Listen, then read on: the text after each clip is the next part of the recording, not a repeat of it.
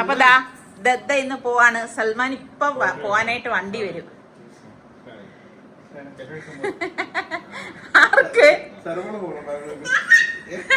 ആർക്ക് ഓടിക്കുന്നേ? ഇനി പപ്പ വരുമ്പോഴേക്ക് ദത്ത പോയിരിക്കും. ഇൻഷാല്ലാ.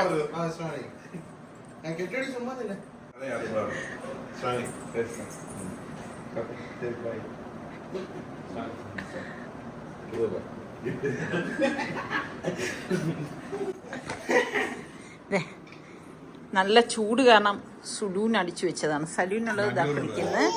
സുലു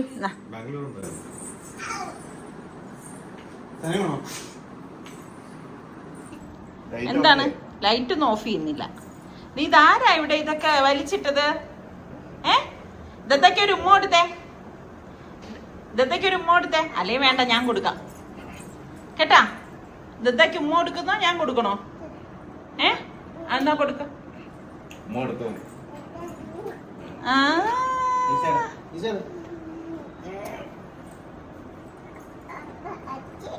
പൊട്ടിക്കണോ? ജ്യൂസ് കുടിച്ചല്ലേ ഉള്ളൂ. കുറച്ച് കൊടുക്കും സൽമാൻ, കൊടുക്ക. അപ്പൊ സുലു പോകുന്നല്ലേന്ന് വിചാരിച്ചിട്ട് ഞാൻ വിചാരിച്ചു ഇന്നിപ്പം ബോംബെ ബിരിയാണി ഉണ്ടാക്കാന്ന്. അപ്പൊ സലുവിനും ബോംബെ ബിരിയാണി ഇഷ്ടമാണല്ലോ. അപ്പോഴാണ് സുലു എൻ്റെ അടുത്ത് പറയുന്നത്, ഉമ്മ എനിക്ക് കേരള ബിരിയാണി കഴിക്കാനാണ് ആഗ്രഹം, ഞാൻ ഉമ്മ അടുത്ത് പറയാനിരിക്കായിരുന്നു എന്ന് പറഞ്ഞു. അപ്പം പിന്നെ ഞാൻ പെട്ടെന്ന് ഉമ്മാൻ്റെ അടുത്ത് പറഞ്ഞിട്ട് അങ്ങനെ ഉമ്മ സുലുവിന് വേണ്ടിയിട്ട് ഇതാ ബിരിയാണി ഉണ്ടാക്കണേ. ഇതെല്ലാം പെട്ടെന്ന്, അതായത് ഒരു 11 മണി കഴിഞ്ഞ ശേഷമാണ് കേട്ടോ ഇതൊക്കെ നടക്കുന്നത്. അപ്പോഴേക്കും പെട്ടെന്ന് തന്നെ എല്ലാം റെഡിയാക്കിക്കോളും. അപ്പൊ സുലൂനാണെങ്കിൽ ഇന്നിപ്പോ പോവേണ്ടതാണ്. അതോടൊപ്പം തന്നെ അവന് വർക്ക് ഫ്രം ഹോം ആണല്ലോ. അപ്പോൾ അവൻ ലഞ്ച് ബ്രേക്കിന് വരുന്ന സമയത്ത് ബിരിയാണിയൊക്കെ റെഡിയാക്കാന്ന് വിചാരിച്ചു. പിള്ളേരെന്തെങ്കിലുമൊക്കെ ആഗ്രഹങ്ങൾ പറഞ്ഞിട്ട് അത് നമ്മളെ കൊണ്ട് പറ്റുന്നത് മാക്സിമം നമ്മൾ ചെയ്തു കൊടുക്കാൻ നോക്കണം അല്ലേ. ഇതൊക്കെ നമ്മളെ കൊണ്ട് കഴിയുന്ന കാര്യങ്ങളല്ലേ. അപ്പൊ നമ്മൾ അല്ലാതെ നമ്മൾ അവരാഗ്രഹിച്ചിട്ട് പിന്നെ അങ്ങനെ അങ്ങ് പോകുമ്പോൾ നമുക്കതൊരു ഭയങ്കര മനപ്രയാസമായിരിക്കും. അപ്പം അതുകൊണ്ട് എനിക്ക് പിന്നെ അപ്പൊ സുലു പറയുന്നുണ്ട് കുഴപ്പമില്ലമ്മ ബോംബെ ബിരിയാണി ആയാലും പ്രശ്നമില്ല എന്ന് പറഞ്ഞു. പക്ഷെ എന്നാലും അങ്ങനെയല്ലല്ലോ ആഗ്രഹിച്ചെന്ന്. ഇപ്പം ബാംഗ്ലൂരിലൊക്കെ അവൻ പോയി നിൽക്കുമ്പോൾ അവന് തന്നെ തന്നെയാണ് കുക്കിങ്ങും കാര്യങ്ങളും എല്ലാം. അവിടെ ഇപ്പം എനിക്ക് ഉണ്ടാക്കി കൊടുക്കാനൊന്നും പറ്റത്തില്ലല്ലോ. അപ്പം അത് എനിക്കൊരു വിഷമമായി മാറും. പിന്നെ ചിക്കനാണ് ഇഷ്ടം, അതുകൊണ്ടാണ് ചിക്കൻ വെച്ചിട്ടുള്ള ബിരിയാണിയാണ് ഇപ്പം തയ്യാറാക്കുന്നത്. അങ്ങനെ അതിൻ്റെ മസാലക്കൂട്ടെല്ലാം ഇതാ റെഡിയായി, അതൊക്കെ ഒന്ന് വഴറ്റിയെടുക്കുകയാണ് കേട്ടോ. പിന്നെ സുലു എൻ്റെ അടുത്ത് പറയുന്നുണ്ട് ഉമ്മയും കൂടി വാ ബാംഗ്ലൂരിലേക്ക് എന്നിങ്ങനെ പറയുന്നുണ്ട്. ഉമ്മയാണെങ്കിൽ അതായത് കണ്ടോ പൈനാപ്പിളൊക്കെ അരച്ച് ചേർത്താണ് ബിരിയാണി ഉണ്ടാക്കുന്നത്. അതുകൊണ്ട് തന്നെ നല്ല മണമായിരിക്കും. പിന്നെ ബിരിയാണി ഉണ്ടാക്കുമ്പോൾ എപ്പോഴും നമ്മൾ ഇതുപോലെ രമ്പയില ചേർക്കുന്നത് നല്ലതാണ് കേട്ടോ. രമ്പയിലയ്ക്ക് ഒരു പ്രത്യേക മണം തന്നെയാണ്. അതുപോലെ തന്നെ ഈ നെയ്യിൽ സവാളയും പട്ടയും ഗ്രാമ്പും ഏലക്കായും എല്ലാം ഒന്ന് ഇട്ട്, പ്രത്യേകിച്ച് നമ്മളുടെ തിരുവനന്തപുരത്തിൻ്റെ സ്വന്തം തൊണ്ടൻ മുളകും അതുപോലെ തന്നെ ഈ രമ്പയിലേക്ക് ഇട്ട് വഴറ്റിയെടുക്കുമ്പോൾ ഭയങ്കര മണമാണ്. നമ്മൾ സാധാരണ ഒരു ബിരിയാണി ഇതൊന്നും ചേർക്കാതെ ഉണ്ടാക്കുന്നത് ഈന്നും ടേസ്റ്റാണ് ഇതൊക്കെ ചേർത്തിട്ട് ഉണ്ടാക്കുമ്പോൾ. പിന്നെ ഇഞ്ചി വെളുത്തുള്ളിയൊക്കെ ഒന്ന് ചതച്ചതാണ് ഇതിലേക്ക് ചേർത്ത് കൊടുക്കുന്നത് കേട്ടോ. പിന്നെ നമ്മളുടെ കൈമ റൈസിലാണ് ഇതിപ്പോൾ ബിരിയാണി റെഡിയാക്കണത്. അതുപോലെ തന്നെ നെയ്ച്ചോറ് വെച്ചിട്ട് പിന്നെ അത് ലെയർ ചെയ്തെടുക്കുകയാണ് ചെയ്യണത് കേട്ടോ. അപ്പം ഞാൻ പല രീതിയിലും ബിരിയാണി തയ്യാറാക്കാറുണ്ട്. കാരണം നമ്മൾ വീഡിയോ ചെയ്യുന്നത് കൊണ്ട് തന്നെ ഒരേ ടൈപ്പ് മാത്രമല്ലല്ലോ ഉണ്ടാക്കണത്. പക്ഷെ സുൽത്താന് ഈ ഒരു ടൈപ്പ് ബിരിയാണിയോടാണ് ഇഷ്ടം കൂടുതൽ കേട്ടോ. നിങ്ങൾക്കൊക്കെ എങ്ങനെയാണ്, ഏത് ബിരിയാണിയാണ് ഇഷ്ടം ഒന്ന് പറയട്ടോ. ഇപ്പൊ കണ്ട പൈനാപ്പിൾ അരച്ചതാണ് ഈ റൈസിലേക്ക് ചേർക്കുന്നത്. അതുകൊണ്ട് തന്നെ ഭയങ്കര ടേസ്റ്റും ഭയങ്കര മണമായിരിക്കും കേട്ടോ ബിരിയാണിക്ക്. നിങ്ങൾക്ക് ബിരിയാണിയിൽ ചിക്കനാണോ മട്ടനാണോ ബീഫ് ബിരിയാണിയാണോ ഇഷ്ടം? എനിക്ക് മട്ടൻ ബിരിയാണിയാണ് കേട്ടോ ഇഷ്ടം. പിന്നെ പിള്ളേർക്കൊക്കെ ചിക്കൻ ബിരിയാണിയാണ് ഇഷ്ടം. ഇതാ നെയ്ച്ചോറ് റെഡി ആയിട്ടുണ്ട്. ഇപ്പം കറക്റ്റ് പരുവത്തിനൊക്കെ വെന്ത് വന്നിട്ടുണ്ട് കേട്ടോ. ഒരുപാട് ഇങ്ങനെ ഡ്രൈ ആയിട്ടിരിക്കുന്നത് ഇവർക്ക് വലിയ ഇഷ്ടമില്ല കേട്ടോ. അപ്പം ഇതാ ഇനിയിപ്പം ചിക്കൻ മസാലയും അവിടെ റെഡി ആയിട്ടുണ്ട്. അപ്പം അതൊന്ന് ലെയർ ചെയ്ത് എടുക്കുകയാണ് കേട്ടോ. നമ്മളൊക്കെ എത്ര കുക്ക് ചെയ്താലും നമ്മളുടെ ഉമ്മമാരുണ്ടാക്കി തന്നിട്ട് കഴിക്കുന്നതിന് ഒരു പ്രത്യേക രുചിയല്ലേ. എനിക്കങ്ങനെയാണ് കേട്ടോ. അപ്പം നിങ്ങൾക്കും അങ്ങനെ തന്നെ ആയിരിക്കുമല്ലേ അല്ലേ? അപ്പം നിങ്ങളുടെ കമൻസ് കൂടി പറയണം കേട്ടോ. നിങ്ങളുടെ ഉമ്മ ഉണ്ടാക്കുന്നതിൽ ഏറ്റവും നിങ്ങൾക്ക് ഇഷ്ടമുള്ളത് ഏത് വിഭവമാണെന്നുള്ളത്. എനിക്ക് ഭയങ്കര ഇഷ്ടമാണ് കേട്ടോ. പിന്നെ ഉമ്മയുടെ സാമ്പാർ, ചോറ്. അപ്പം എനിക്കിങ്ങനെ കൊതി വരുന്ന സമയത്തൊക്കെ ഞാനിങ്ങനെ ഉമ്മയുടെ അടുത്ത് പറഞ്ഞിട്ട് അങ്ങനെ കഴിക്കുക. അതിനൊരു പ്രത്യേക രുചി തന്നെയാണ് കേട്ടോ. എന്തായാലും എന്താ ബിരിയാണി ഇതിവിടെ ലെയർ ചെയ്യുന്നതിൻ്റെ കൂട്ടത്തിൽ തന്നെ അണ്ടിപ്പരിപ്പ്, കിസ്മിസ്, സവാള വറുത്തത് എല്ലാം വെച്ചിട്ട് ഒന്ന് ലെയർ ചെയ്ത് വെക്കാണ് കേട്ടോ. പിന്നെ ലാസ്റ്റ് ഇതുപോലെ കുറച്ച് മല്ലിയിലേക്ക് ഇട്ടെടുക്കും. അടിപൊളി തന്നെ ആയിരിക്കും കേട്ടോ ഈ ബിരിയാണി. നിങ്ങൾ ഇങ്ങനെ ഉണ്ടാക്കാത്തവരുണ്ടെങ്കിൽ നിങ്ങൾ ട്രൈ ചെയ്ത് നോക്കണം കേട്ടോ. അപ്പോൾ സുലു ഇന്ന് പോകുന്നതാണെങ്കിലും അവന് വർക്ക് ഫ്രം ഹോമാണ്. അപ്പോൾ അതുകൊണ്ട് തന്നെ അവന് ജോലിയുണ്ട് കേട്ടോ. അപ്പം ഒരു ലഞ്ച് ബ്രേക്കിലാണ് അവൻ കഴിക്കാനായിട്ട് വരുന്നത്. അപ്പോൾ ആ സമയത്തേക്ക് ബിരിയാണിയും റെഡിയാവുമല്ലോ എന്ന് വിചാരിച്ചു. ഇപ്പം ബിരിയാണി ഇതാ ഇവിടെ റെഡി ആയിട്ടുണ്ട്. ഇനിയിപ്പം റൈത്തയും കൂടി ഒന്ന് റെഡിയാക്കി എടുക്കണേ. അതിനുവേണ്ടി ഉമ്മ ഉള്ളിയൊക്കെ ഒന്ന് അരിഞ്ഞെടുക്കുകയാണ്. ഉമ്മ ഇങ്ങനെ കട്ടിംഗ് ബോർഡിലും അങ്ങനെയൊന്നും വെച്ചല്ല കേട്ടോ അരിയുന്നത്. ഇവർക്കൊക്കെ ഇങ്ങനെ അരിഞ്ഞെടുക്കുന്നതാണ് ശീലം. എനിക്കാണെങ്കിൽ ഇങ്ങനെ കൈകൊണ്ട് അരിഞ്ഞു കഴിഞ്ഞാൽ എനിക്ക് വാക്ക് കിട്ടത്തില്ല കേട്ടോ. പക്ഷേ നല്ലത് എനിക്ക് എപ്പോഴും തോന്നാറുണ്ട് കേട്ടോ. കട്ടിംഗ് ബോർഡിനേക്കാളും നമ്മൾ കൈകൊണ്ട് അരിയാൻ വശമുണ്ടെങ്കിൽ അതാണ് ഏറ്റവും നല്ലതെന്നാണ് എനിക്ക് തോന്നിയിട്ടുള്ളത് കേട്ടോ. നിങ്ങൾക്കൊക്കെ എങ്ങനെയാണ്? നിങ്ങൾ കൈകൊണ്ടൊക്കെ അരിയുന്നവരാണോ? അങ്ങനെ ഇപ്പോൾ തൈരൊക്കെ ചേർത്ത്, കാരണം ഉമ്മ സാധാരണ പുറത്തുനിന്ന് വാങ്ങിക്കണ തൈരൊന്നും ഉപയോഗിക്കത്തില്ല, ഉറഴിച്ചെടുക്കുകയുള്ളൂ കേട്ടോ. ഇന്നിപ്പോൾ ഇല്ലാത്തത് കൊണ്ട് പുറത്തുനിന്ന് തൈര് വാങ്ങിച്ചത് ചേർത്താൻ ഉണ്ടാക്കിയത്. അപ്പോഴേക്ക് ഇതാ സുലു ലഞ്ച് ബ്രേക്കായി കഴിക്കാനായിട്ട് വന്നു. ചൂടോട് കൂടിയിട്ട് തന്നെ സുലുവിന് ഇതാ ബിരിയാണി കൊടുക്കാനായിട്ട്. സൽമാൻ ഓഫീസിൽ പോയായിരുന്നു കേട്ടോ. അപ്പോൾ സൽമാൻ ഇനിയിപ്പോൾ രാത്രി വരുമ്പോൾ മാത്രമേ അവനിത് കഴിക്കാനായിട്ട് പറ്റത്തുള്ളൂ. അപ്പോൾ ഞാൻ പറഞ്ഞില്ലേ സലുവിനും ഇഷ്ടമാണ് ബോംബെ ബിരിയാണി എന്നുള്ളത്. അപ്പോൾ സലുവിൻ്റെ അടുത്ത് ഞാൻ പറഞ്ഞു, സലുവിന് ഞാൻ വേറൊരു ദിവസം ഞാൻ ബോംബെ ബിരിയാണി ഉണ്ടാക്കി തരാൻ കേട്ടെന്ന്. അപ്പോൾ അവൻ പറഞ്ഞു, ഉമ്മ ഇനിയിപ്പോൾ അങ്ങനെയൊന്നുമില്ല, കുഴപ്പമില്ല, അവൻ ഇഷ്ടമുള്ളത് ഉണ്ടാക്കി കൊടുക്ക് എന്നാണ് സലു പറഞ്ഞിട്ട് പോയത്. നമ്മുടെ സനക്കുട്ടി വന്നിരിക്കുന്നത് നോക്കിക്കേ, ദദ്ദാ എന്ന് പറഞ്ഞിട്ട് അവൻ്റെ അടുത്ത് വന്ന് നിന്ന് കഴിക്കാൻ വേണ്ടിയിട്ട് വന്നിരിക്കുകയാണ് കേട്ടോ. അപ്പോൾ സുലു ഇങ്ങനെ അവൾക്ക് വായിൽ വെച്ച് കൊടുക്കാനായിട്ട് പോവുകയാണേ. ചില സമയം അവൾ ഇങ്ങനെയാണ് കേട്ടോ. പപ്പടം എന്ന് പറഞ്ഞാൽ അവൾക്ക് ഭയങ്കര ഇഷ്ടമാണ്. പപ്പു എന്നാണ് പറയുന്നത് കേട്ടോ പപ്പടത്തിന്. അപ്പോൾ ആ പപ്പുവിനെ കണ്ടപ്പോഴേക്ക് ആ വായിൽ വെക്കാനുള്ളതിനെ നിർത്തി പപ്പുവിനെ അങ്ങ് എടുത്ത് കേട്ടോ. അപ്പോൾ വൈകുന്നേരം ആയപ്പോഴേക്ക് ഇതാ നിസാറിക്ക നമ്മുടെ സുൽത്താന് കഴിക്കാൻ വേണ്ടിയിട്ടും കുറച്ച് ബസ്സിൽ കൊണ്ടുപോകാൻ വേണ്ടിയിട്ടും എന്താ പൈനാപ്പിളൊക്കെ ഒന്ന് ഷേപ്പ് ചെയ്ത് കട്ട് ചെയ്തൊക്കെ എടുക്കുകയാണ് കേട്ടോ. എന്തായാലും നല്ല ഭംഗിക്കൊക്കെ ഇതുപോലെ കട്ട് ചെയ്ത് എടുത്തിട്ടുണ്ട് കേട്ടോ നിസാറിക്ക. എനിക്കിങ്ങനെ ഇത്ര നന്നായിട്ട് ഞാൻ അതിൻ്റെ മുള്ള് കളയത്തില്ല കേട്ടോ. അതായത് വരത്തില്ല എനിക്ക്. പക്ഷെ നിസാറിക്ക നല്ല പെർഫെക്റ്റ് ആയിട്ട് അത് ചെയ്തിട്ടുണ്ട്. അപ്പോൾ അത് കട്ട് ചെയ്തത് ഇത് കണ്ട ഇത് രസമുണ്ട് കാണാനായിട്ട്. അപ്പം സാറൊക്കെ പറഞ്ഞ് അവിടുന്ന് ഒരു കണ്ടെയ്നർ എടുക്ക് സുലുവിന് വെച്ച് കൊടുത്തു വിടാനെന്ന്. പക്ഷെ സുലുവിനൊക്കെ ഒരു സ്വഭാവം ഉണ്ട് കേട്ടോ. നമ്മൾ ഇതുപോലെയൊക്കെ എടുത്തു കഴിഞ്ഞാൽ വേണ്ട എന്ന് പറയും.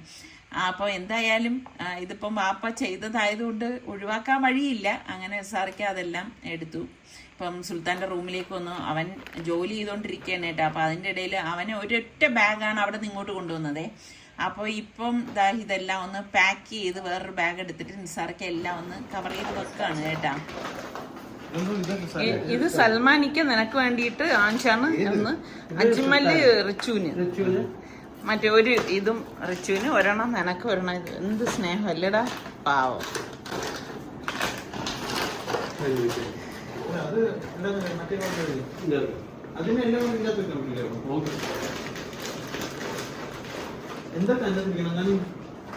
ഇതൊക്കെ വാപ്പായുമായി ഉള്ളപ്പോഴേ ഉള്ളൂ മക്കളെ.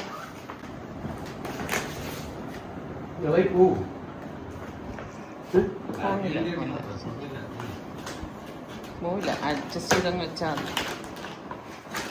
ഇക്കയെ വിളിച്ച് പറയണേ സമയം. അങ്ങനെ ഇപ്പൊ സുലു കുളിയൊക്കെ കഴിഞ്ഞ ഒരു 6:15 കേട്ടോ. 7 മണിക്കാണ് ബസ്. ഇവിടെ നിന്ന് നമ്മള് തമ്പാനൂരെത്തണം. അങ്ങനെ ഇപ്പം സുലു ഇനി ഇങ്ങനെ ഈ 2 ബാഗ് കൊണ്ടുപോകണത് തീരെ ഇഷ്ടമില്ല കേട്ടോ. കാരണം അവൻ്റെ യാത്രയുടെ കംഫർട്ടിന് വേണ്ടിയിട്ടാണ് ഒരു ബാഗിൽ വന്നതേ.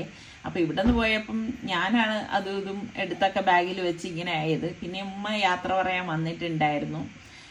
പിന്നെ 6:15 വരെയും അവൻ ജോലിയിൽ തന്നെ ആയിരുന്നു. അതുകൊണ്ടാണ് കുറച്ച് താമസിച്ചത്. അപ്പം ഞാൻ പറയുന്നുണ്ട് സുലു ഇനിയിപ്പം ബസ്സിലായതുകൊണ്ട് നമ്മൾ ആ കറക്റ്റ് ടൈമിന് അവിടെ എത്തിയില്ലെങ്കിലും ബുദ്ധിമുട്ട് തന്നെയാണ്. ഇപ്പം റോഡിൽ റഷ് ഉണ്ടോ ഇല്ലയോ എന്നൊന്നും നമുക്ക് അറിയത്തില്ലല്ലോ.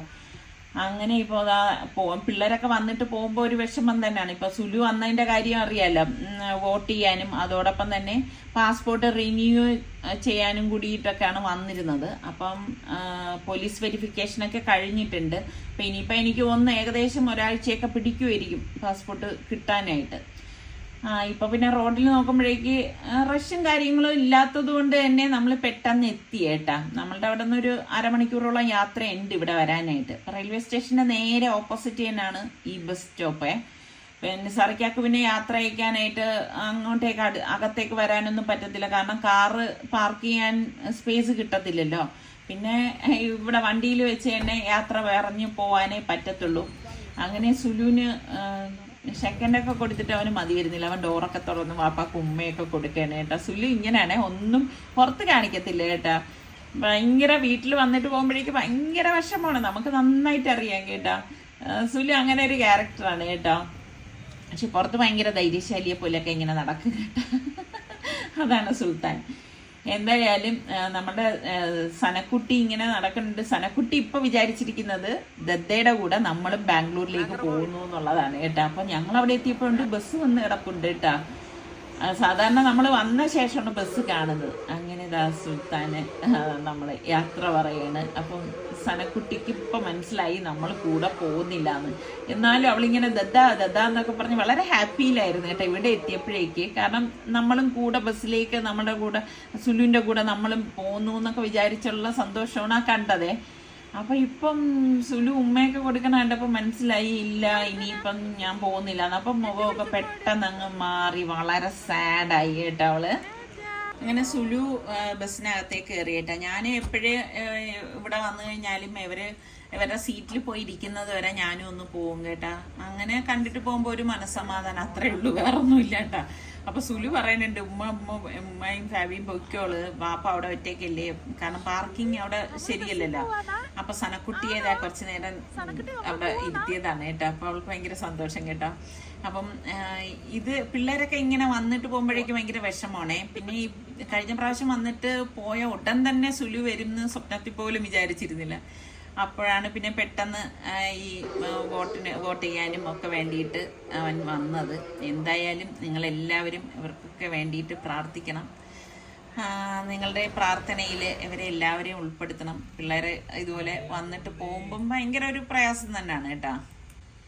ഇത് ഞാൻ മുൻപ് ഉണ്ടാക്കിയതാണ്, ഭയങ്കര ടേസ്റ്റി ആയിട്ടുള്ള ഒന്നാണ് കേട്ടോ. ഇത് കാശ്മീരി ചില്ലി പൗഡറും അതുപോലെ തന്നെ കസൂരി മേത്തി, ഒറിഗാനോ, ഗരം മസാല പൊടി, മല്ലിപ്പൊടി, മുളക് പൊടി, മല്ലിയില, കുറച്ച് പച്ചമുളക്, അതുപോലെ തന്നെ നമുക്ക് കോൺഫ്ലോറും മൈദാമാവും ബ്രെഡ് ക്രംസും വേണം.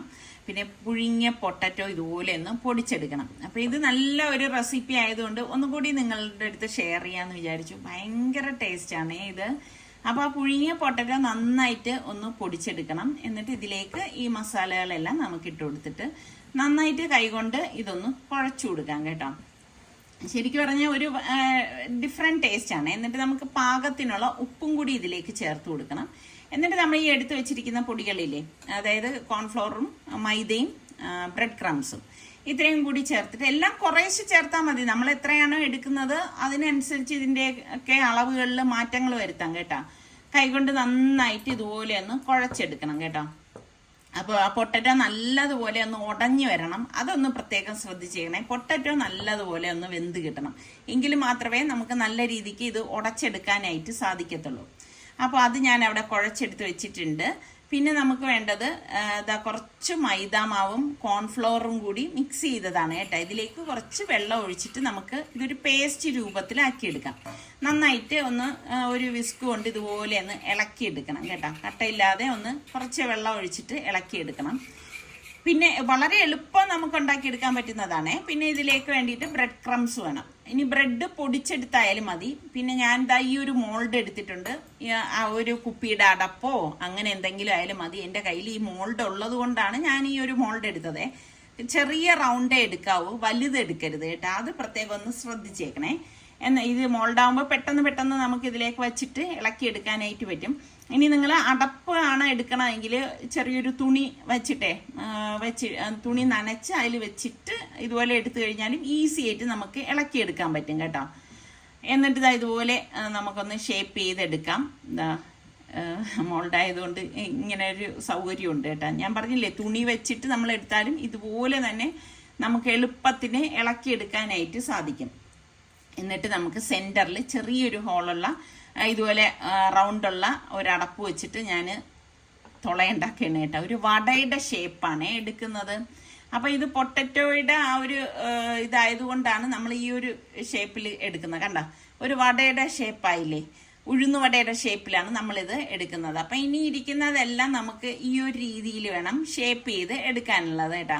ഇപ്പൊ കുട്ടികളൊക്കെ ഉള്ളവർക്ക് അവർക്ക് സ്കൂളിലൊക്കെ കൊടുത്തുവിടാൻ, സ്നാക്സ് ആയിട്ടൊക്കെ കൊടുത്തുവിടാൻ പറ്റിയ നല്ലൊരു ഐറ്റമാണ്. കുട്ടികൾക്കൊക്കെ എന്തായാലും ഇഷ്ടപ്പെടും. പിന്നെ നമ്മൾ ചായക്ക് ഒന്നും ഇല്ലെങ്കിലും പെട്ടെന്ന് നമുക്ക്, ഞാൻ പറഞ്ഞില്ലേ, വേറെ ഒരുപാട് കാര്യങ്ങൾ നമ്മൾ ഇതിലേക്ക് ചേർക്കുന്നില്ല. പിന്നെ ആ ചേർക്കണ മസാലപ്പൊടികളുടെയൊക്കെ ആ ഒരു വ്യത്യസ്തത കൊണ്ടാണ് ഇതിനെ വ്യത്യസ്തമാക്കുന്നത്.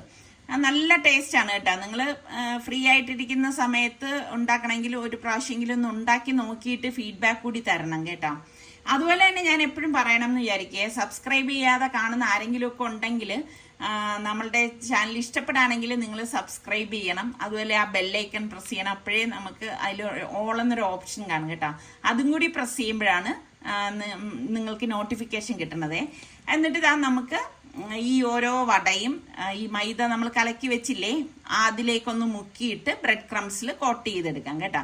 അപ്പം മൈദയും കോൺഫ്ലവറും നമ്മൾ ചേർക്കണ എന്തെന്ന് വെച്ചാൽ, കോൺഫ്ലവർ ചേർത്ത് കഴിഞ്ഞാൽ പൊട്ടത്തില്ല കേട്ടോ. നമ്മൾ ചിലപ്പം നമ്മൾ ഈ കട്ട്ലറ്റ് ഒക്കെ ഉണ്ടാക്കുമ്പോൾ കണ്ടിട്ടില്ലേ പൊട്ടി വരുന്നത്, നിങ്ങൾ ഈ രീതിയിലൊന്ന് ഡിപ്പ് ചെയ്ത് നോക്കൂ, അതിൽ പൊട്ടൽ വരത്തേ ഇല്ല കേട്ടോ. പൊട്ടാതെ തന്നെ നമുക്ക് റെഡിയാക്കി എടുക്കാൻ പറ്റും.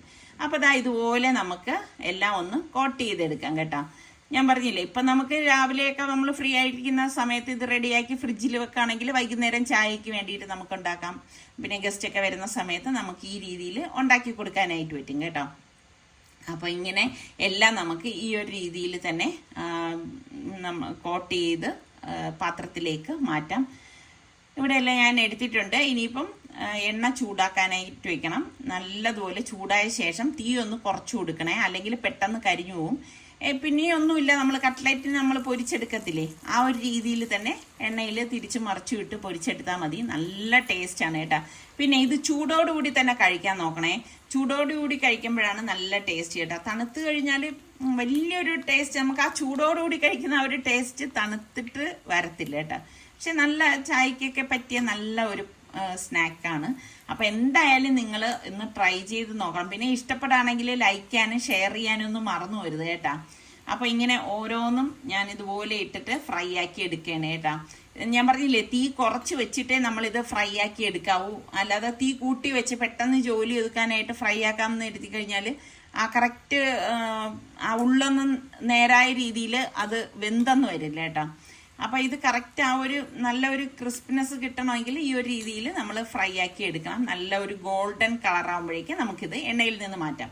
ഇനി നിങ്ങൾക്ക് ഇതിൽ തന്നെ ഇപ്പം ചിക്കൻ വേവിച്ചത് ഉണ്ടെങ്കിൽ അങ്ങനെയും ചെയ്യാം. പക്ഷേ ചിക്കനൊക്കെ നമ്മൾ ചേർത്ത് കഴിയുമ്പം ഇതുപോലെ ഈ വടയുടെ ഷേപ്പ് കിട്ടാൻ കുറച്ച് ബുദ്ധിമുട്ട് വരും കേട്ടോ. ഇതിപ്പം വേറൊന്നും നമ്മൾ ഇതിലേക്ക് ചേർക്കുന്നില്ലല്ലോ. അല്ലെങ്കിൽ പിന്നെ ചിക്കൻ ഒന്ന് നന്നായിട്ട് അരച്ചിട്ട് നമ്മൾ ഇതിൽ ചേർത്താലും നല്ല ടേസ്റ്റി തന്നെ ആയിരിക്കും കേട്ടോ.